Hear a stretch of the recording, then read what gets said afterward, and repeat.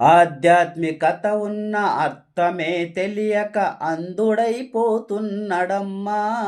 హిందూ, ముస్లిం, క్రైస్తవ, సిక్కు, పార్సీనంటూ తమకు తా మరిచినోయమ్మా. మతము లోకహితము అన్న మాట మరిచి మత ఘర్షణల మధ్య మనిషి కనుమరుగవుతూ మాయమైపోతున్నడమ్మా. మనిషన్నవాడు ఓ మచ్చుకైనా లేడు చూడు, మానవత్వం ఉన్నవాడు. నూటికో కోటికో ఒక్కడే ఒక్కడు, నూటికో కోటికో ఒక్కడే ఒక్కడు. యాడ ఉన్నడు కాని కంటికి కనరాడు, మాయమైపోతున్నడమ్మా మనిషన్నవాడు.